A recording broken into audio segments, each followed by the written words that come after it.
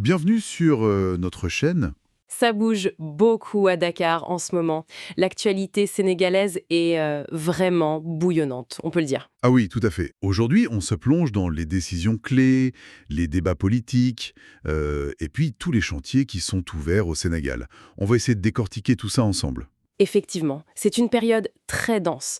Beaucoup de mouvements stratégiques, des discussions de fond qui dessinent l'avenir proche du pays.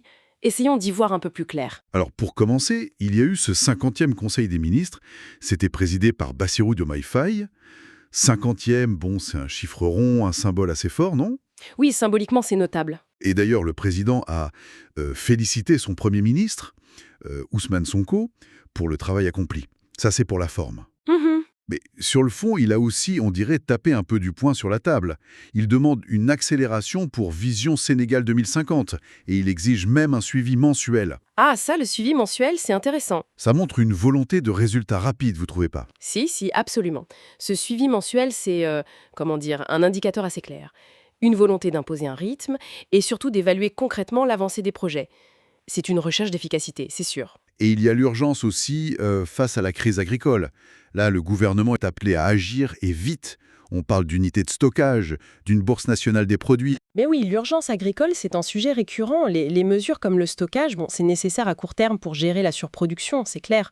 Mais le vrai défi, ça reste de s'attaquer aux causes plus structurelles, hein. La gestion de la production, la commercialisation, etc. C'est un vaste chantier. Et puis, autre grosse annonce, qui pourrait vraiment changer la donne. Une réflexion pour fusionner l'IPRES et la CSS. Ah oui. L'IPRES, donc la caisse de retraite principale, et la caisse de sécurité sociale. L'objectif affiché, ce serait d'étendre la protection sociale, et notamment aux indépendants et au secteur informel. Alors là, oui, c'est potentiellement une refonte majeure du système social sénégalais. Très ambitieux. Majeur, carrément. Bah oui, toucher à l'IPRES, à la CCSS, c'est toucher au quotidien de millions de personnes, de travailleurs, de retraités. L'intention est évidemment louable, hein, élargir la couverture. Mais attention, la mise en œuvre, fusionner ces deux grosses institutions, étendre réellement la couverture à l'informel qui est si vaste au Sénégal, ça représente un défi technique et politique, mais colossal. Il faudra voir comment ils comptent s'y prendre concrètement. D'accord. Donc un projet à suivre de très très près. Bon, passons maintenant au dialogue national. Il vient de se clôturer après une semaine assez intense apparemment. Oui, une semaine chargée. On parle de chiffres impressionnants, plus de 700 délégués, 191 partis politiques et même 15 000 contributions en ligne. C'est une mobilisation assez énorme. Oui, la participation a été large, c'est vrai. Ça montre un intérêt pour ces questions. Mais alors, les résultats, ils sont un peu en demi-teinte, non? J'ai lu qu'il y avait un consensus quasi total, genre 100%, sur les réformes institutionnelles et 94% sur le processus électoral. Ça, c'est plutôt positif. Oui, sur le papier, ces chiffres sont élevés. Mais là où ça coince, c'est sur les questions de démocratie et de liberté fondamentale. Là, seulement 26% d'accord. Comment on interprète ce grand écart? C'est énorme comme différence. Ce contraste, il est très, très révélateur. Il montre qu'un accord, disons, de façade est possible sur des points peut-être plus techniques ou généraux, comme les institutions ou les élections dans leurs grandes lignes. Mais dès qu'on touche au cœur du pouvoir, aux libertés publiques, à l'équilibre démocratique réel, là, les points de friction majeurs réapparaissent tout de suite. Le consensus affiché, en fait, il cache mal des désaccords assez profonds. Justement, l'opposition qui était présente, elle l'a bien fait savoir apparemment. Oui, ils ont marqué leur point. Ils contestent plusieurs choses. Le statut de l'opposition, la question de la déchéance électorale, pour eux, ça doit rester du ressort de la justice, pas du politique, si j'ai bien compris. C'est ça, la distinction est importante pour eux. Ils refusent aussi le couplage des élections présidentielles et législatives.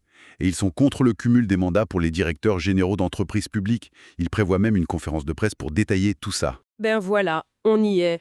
Ces points de divergence, ils sont assez classiques dans le débat politique sénégalais, mais ils sont absolument fondamentaux. C'est ça qui définit les règles du jeu démocratique, l'équilibre des pouvoirs.